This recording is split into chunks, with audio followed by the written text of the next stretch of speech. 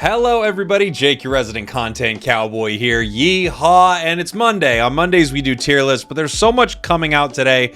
I had a whole tier list planned and I know exactly what I want to do with it, but it just feels like I have to bring you this information because it's so current and important. This is what's happening to the game patch-wise very soon. These changes are coming over to the public test server, which means they will most likely come over to the main game. They almost always do in about the fashion that they are portrayed there. Sometimes a little greater, sometimes a little less, but this is just about what we're looking to see in a balance patch for Pokemon Unite, and boy do we need one. We are all tired of a few certain Pokemon. Hi, Mr. Mime. Let's take a look at this from El Chico Eevee, some of the big changes, and I'll give you an idea of why I think they're doing it and what they want to affect with these changes inside the game. We've got Blastoise here getting a cooldown to its Surf from 12 seconds to 10 seconds. Basically, Blastoise is decent in the game right now. I don't think it's amazing. It's fine. And if you want it to be more of a defender, if you want it to fit that role more of actually being able to defend for the team,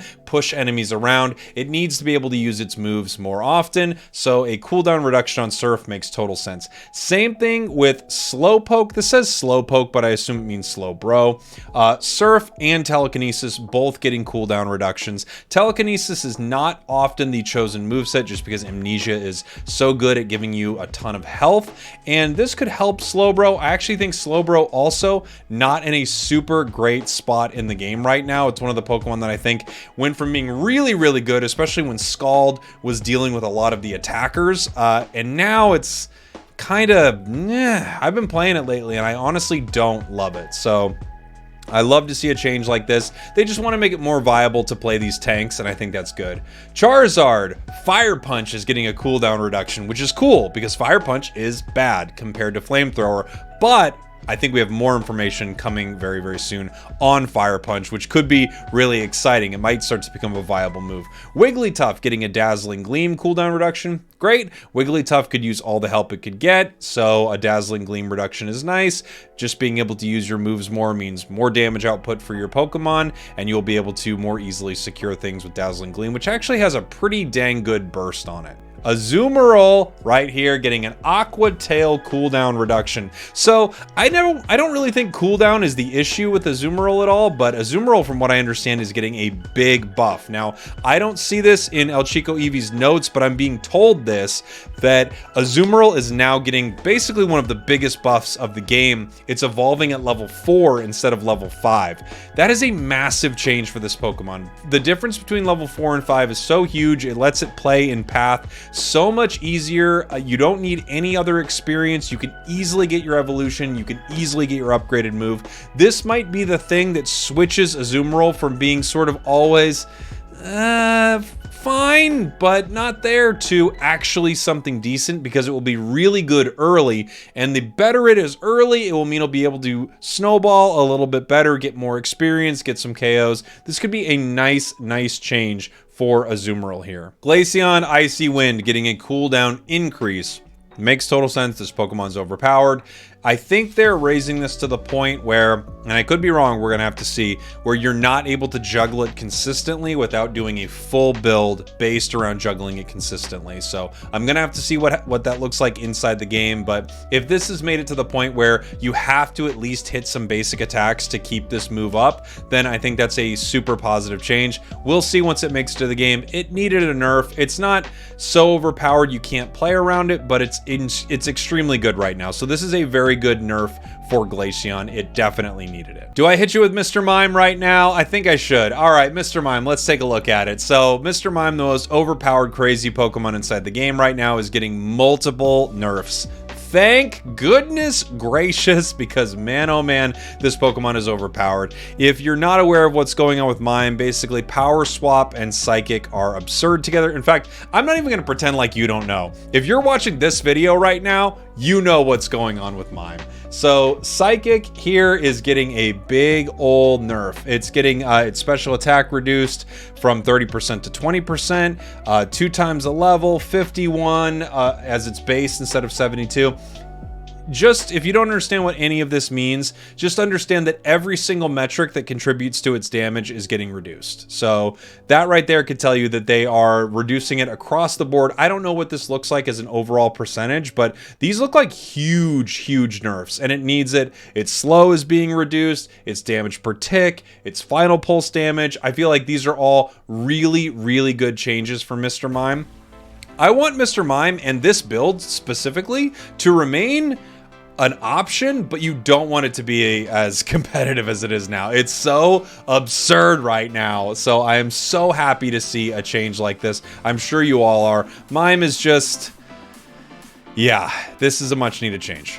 All right, let's take a look at some more here. Charizard's Fire Punch, I mentioned that earlier. So at level 11, it gets the upgrade to Fire Punch Plus, and now the cooldown is reduced by 0.3 seconds every time Charizard damages an enemy with an auto damage tick, a total of 1 second for the entire duration of the attack animation. So basically, Fire Punch is getting a nice little buff to its cooldown and a nice little buff to how fast it can come up. So I think they want this build with Charizard to be a lot more brawly. They want it to jump in and do damage and then pull back out of the fight. And it looks like we're getting that option here with Fire Punch. We'll see how it actually works inside the game, but it's cool that they're giving this Pokemon some love with a moveset that is not super common. And in fact, it really isn't something you should use much at all currently. However, maybe these changes will make it really nice. Blastoise getting a buff to its early game. Skull Bash and Water Gun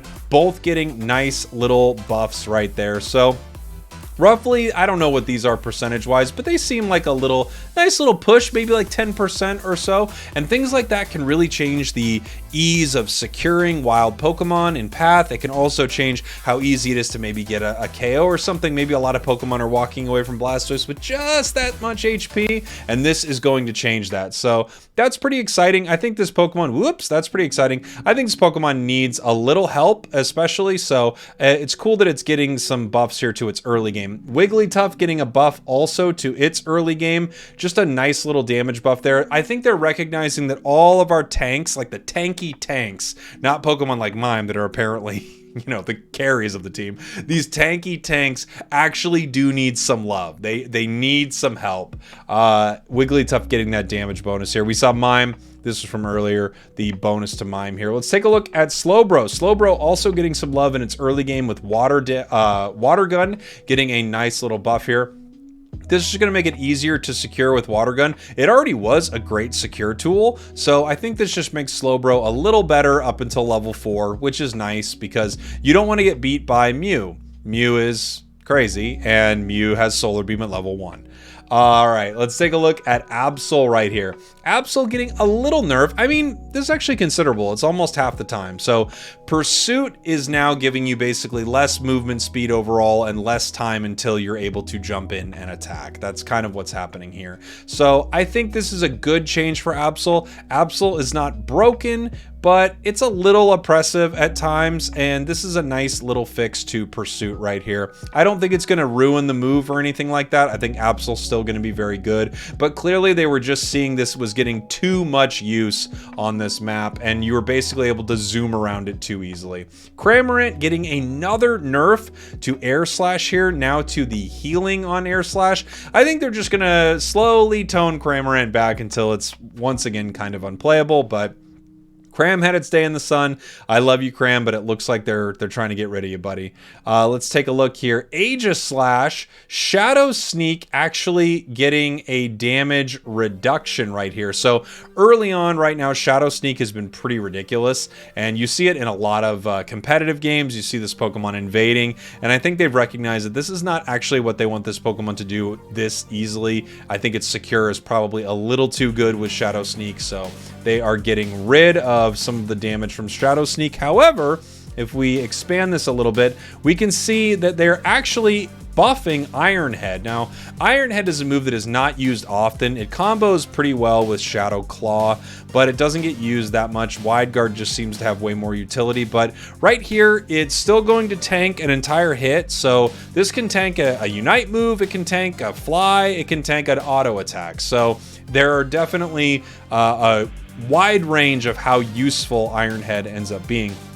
However, the cooldown is now reduced by 3 seconds when you are able to tank a hit, and the increase there could be very considerable. We're going to have to see how that feels with the Shadow Claw build, but basically the idea there would be you're able to reduce the cooldown by so much that this move comes up often enough to tank another hit, reduce again, and now you're sort of flowing more with this moveset. I think that's what they want there. They want the Shadow Claw moveset to be kind of like Char that we talked about earlier, a little more brawling, and then you've got the wide guard moveset that feels a little more deliberate, and I think this change could make that happen. And now we have the last bit of our buffs and nerfs here. Azumarill is getting another buff to Play Rough. Play Rough is just terrible, so it needs all the help it can get. And then Aqua Tail is also getting a buff here.